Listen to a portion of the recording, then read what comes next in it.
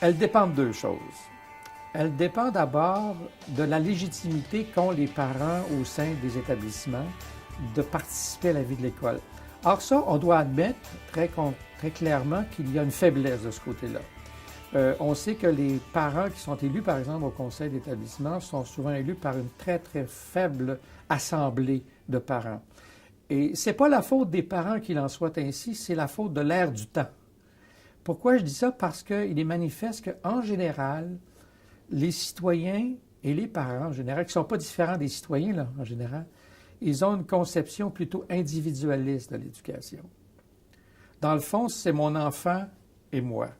Et on voit un des symptômes de ça, on le voit par l'importance de l'école privée. On confie son enfant à l'école privée, ils vont en faire un bon produit à la fin de l'école privée. Tout ce qu'on leur demande, c'est de rendre le service pour lequel on paye à l'école privée. Et on a confiance à cette école-là. L'école publique est beaucoup plus exigeante en général. Elle demande la participation des parents. Par exemple, au sein des conseils d'établissement, à l'intérieur de structures de participation. Mais la mentalité générale dans la société est plutôt une mentalité individualiste de consommateurs, y compris de consommateurs de services éducatifs. Là, c'est sûr, en d'autres termes, que cette humeur sociale ne favorise pas l'influence réelle des parents parce qu'on peut toujours dire, vous autres au conseil d'établissement, vous représentez qui? D'ailleurs, ils ne sont pas les seuls dans cette situation-là. Les commissaires d'école sont dans la même situation. Vous représentez qui? Vous avez été élu par 5 10 de la population au maximum, puis de 70 des cas, vous avez été élu par acclamation. Bref, les citoyens et les parents, quand il s'agit d'influencer leur commissaire d'école, ne sont pas plus là.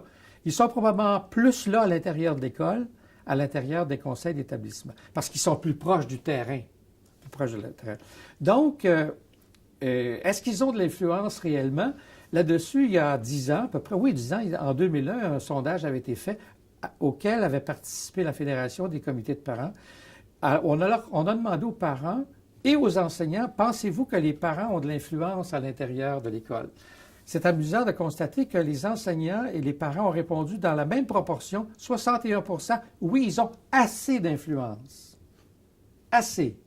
Donc, la réponse n'est pas très compromettante. Oui, assez. Quand on ne sait pas trop quoi dire, on dit « oui, assez. Es-tu heureux? Assez heureux. » Il y a 16 des parents qui ont dit qu'eux-mêmes avaient beaucoup d'influence au sein du conseil d'établissement. Et ce qui est intéressant, c'est que 26 des enseignants qui ont participé au même sondage ont dit que les parents avaient beaucoup d'influence. Aux d'autres termes, la perception des enseignants sur le pouvoir qu'ont les parents est plus forte que la perception que les parents ont d'eux-mêmes à l'intérieur du conseil d'établissement. On leur a demandé après ça aux mêmes personnes, est-ce qu'ils devraient avoir plus d'influence? Les parents ont répondu à 43 oui, ils devraient avoir plus d'influence. Et les enseignants ont répondu à 18 devraient avoir plus d'influence.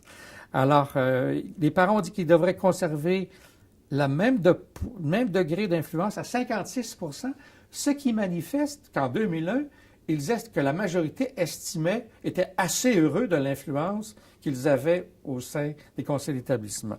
Et les enseignants disaient à 72 il faut que ça reste comme ça.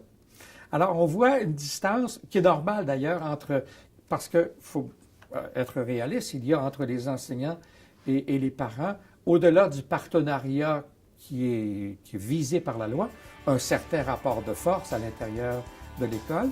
Mais cette même enquête montrait qu'au total, et les enseignants et les parents étaient plutôt satisfaits de la façon dont ça se passait au sein des conseils d'établissement.